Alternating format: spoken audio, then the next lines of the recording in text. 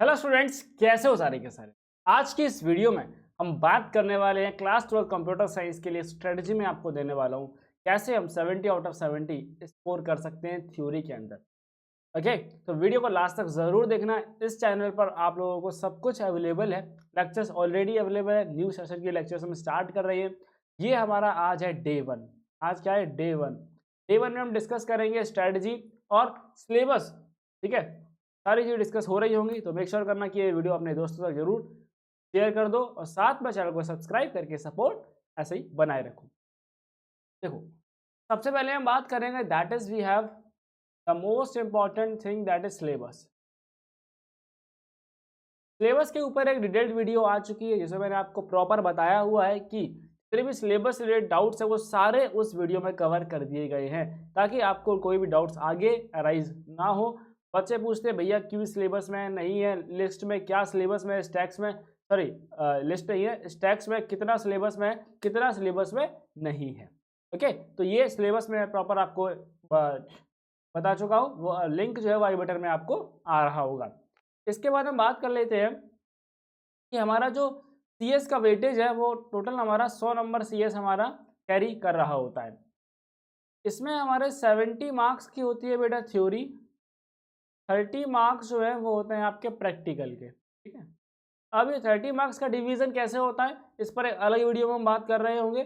साथ में chapter wise marks का क्या वेटेज रहने वाला है इन चैप्टर्स का, इनके बारे में हम अलग से एक वीडियो में बात कर रहे होंगे। तो वो मैं तब बताऊंगा जब सीबीएसई अपना सैम्पल पेपर रिलीज कर देगा, उसके बाद उसको एनालाइज करके हम पता कर सकते हैं कि कितना जो वेटेज है हमारा किस चैप्टर से यहाँ पर रह रहा होगा। नाउ अब हमें एक बात इंपॉर्टेंट समझनी है, वो ये है कि इस टाइम पर हमारे पास कितने टाइप ऑफ स्टूडेंट्स अवेलेबल हैं। आप अभी इस टाइम पर दो टाइप के स्टूडेंट्स यहाँ पर हो सकते हैं। तो आपको क्या करना है, आपको कमेंट में बताना है आप किस टाइप के स्टूडेंट्स हैं। सबसे पहले ऐसे हैं, सबसे पहले टाइप 1 के स्टूडेंट्स हैं।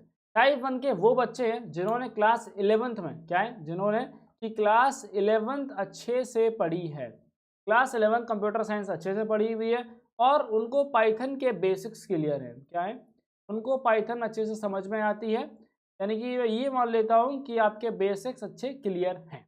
ठीक है, टाइप 2 में हमारे पास ऐसे बच्चे हैं जिन्होंने बहुत अच्छे से नहीं पढ़ी चीज़ें। ठीक है, बस भैया हमने एग्जाम से पहले कैसे भी आपके वन शॉट देख लिए थे और हमने चीज़ें रट ली थी जिससे हमारा काम हो गया था। ओके, तो मैं यहाँ पर ऐसे बच्चों को रखता हूँ जिनके 50% चीज़ें सिर्फ उनको क्लियर हैं, यानी सिंटेक्स समझ में आता है, लॉजिक बिल्ड नहीं होता है, कुछ क्वेश्चन रट लिए, इसकी वजह से हम पास हो गए। तो यहाँ पर एक और कैटेगरी हमारी डेवलप हो जाएगी, दैट इज टाइप 3 के स्टूडेंट्स। टाइप 3 वाले क्या है, ये सिर्फ जस्ट पास हुए, इन्हें ये नहीं पता है प्रोग्रामिंग लैंग्वेज में क्या चीज़ें हो रही है, बस ये थ्योरी जो इनके एग्जाम में थ्योरी आई है उससे पास हो गई। तो मैं मानता हूँ कि इनको सिर्फ जो है 20 से 30% चीज़ों की यहाँ पर नॉलेज है, जिसकी वजह से यहाँ पर ये पास हो गए थे। ओके, अब एक बात ध्यान से सुन लो, मैं आपके लिए लेके आ रहा हूँ दो चीज़ें क्या होने वाली हैं। सबसे पहला बेटा आपके लिए रहेगा that will be a live course. क्या रहेगा, देखो मैं आपको साफ साफ बिल्कुल ट्रांसपेरेंसी के साथ में चीज़ें बता देना चाहता हूँ।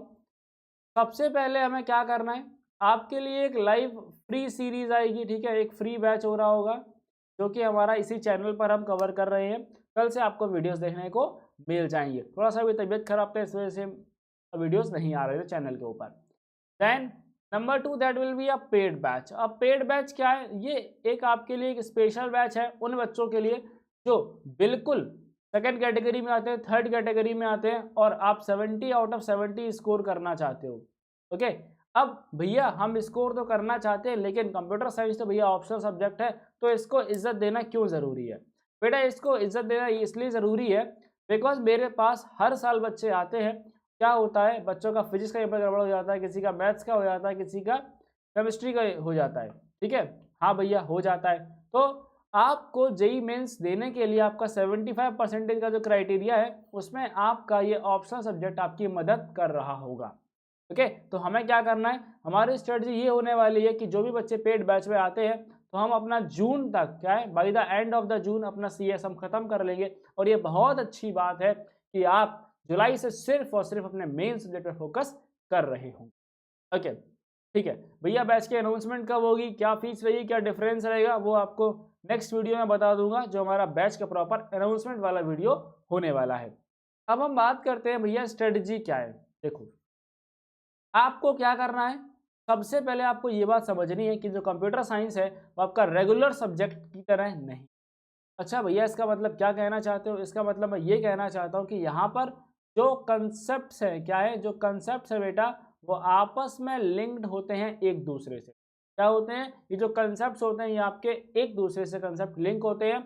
यानी कि अगर आपने चैप्टर नंबर 1 नहीं पढ़ा, फॉर एग्जाम्पल के लिए आप समझ लो, अगर चैप्टर नंबर 1 नहीं पढ़े हो तो चैप्टर नंबर 4 आपको डायरेक्टली समझ में नहीं आने वाला है।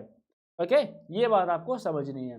नेक्स्ट नंबर 2 पे अगर हम बात करें तो हमें कंप्यूटर साइंस का जो सिलेबस है उसे हम 3 पार्ट्स में डिवाइड कर सकते हैं। 3 पार्ट में कैसे डिवाइड कर सकते हैं? एक तरफ पाइथन पढ़ेंगे, देन आप कंप्यूटर नेटवर्क पढ़ेंगे। अब कंप्यूटर नेटवर्क के मैंने आप लोगों के लिए क्या किया है, बिल्कुल क्रिस्प नोट्स आपके लिए तैयार है, लिंक डिस्क्रिप्शन में, वहाँ से आप चेकआउट कर सकते हैं। एंड हम इसके बाद एसक्यूएल पढ़ रहे होंगे।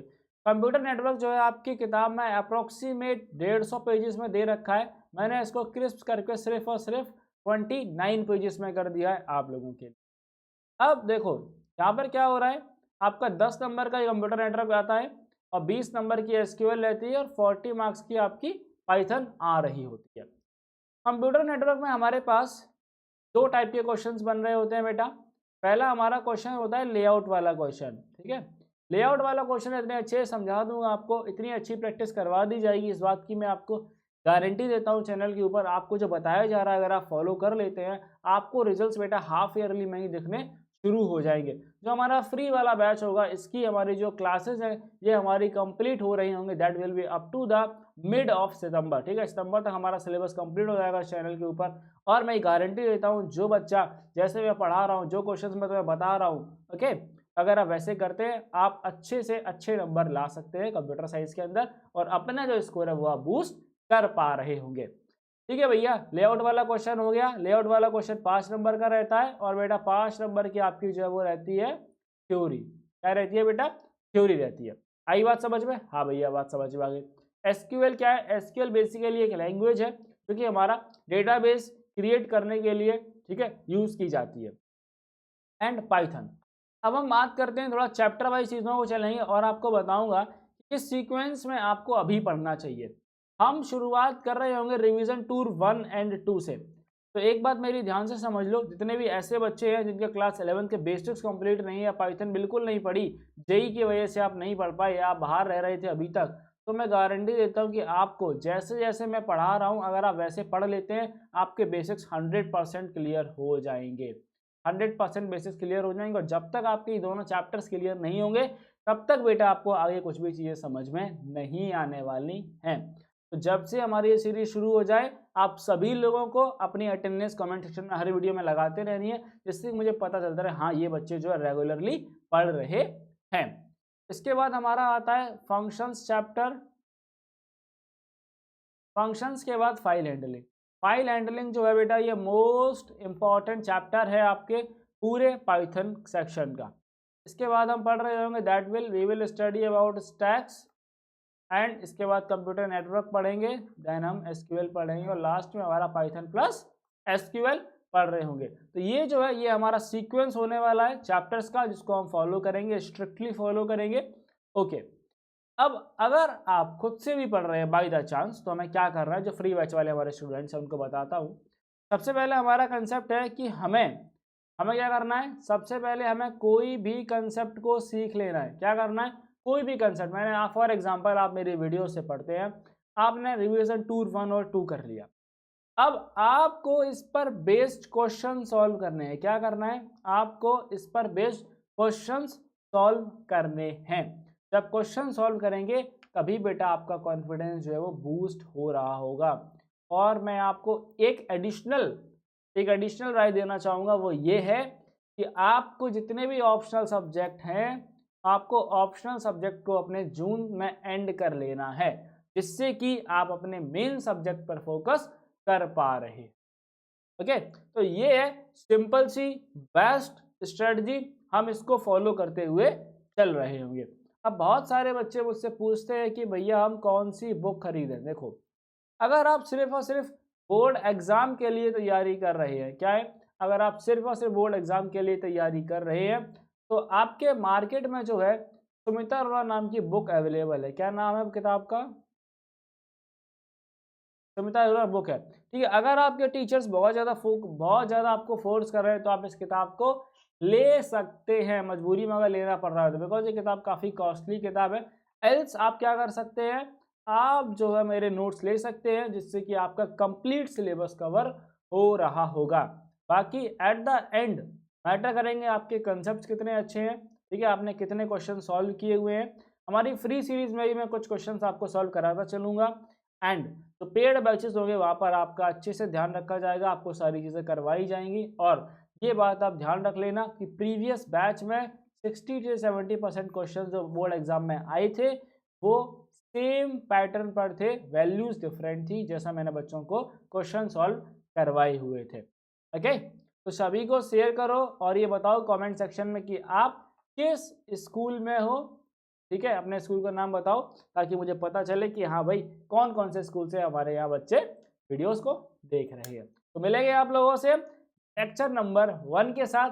तब तक के लिए चैनल को अपने दोस्तों के साथ शेयर जरूर कर देना।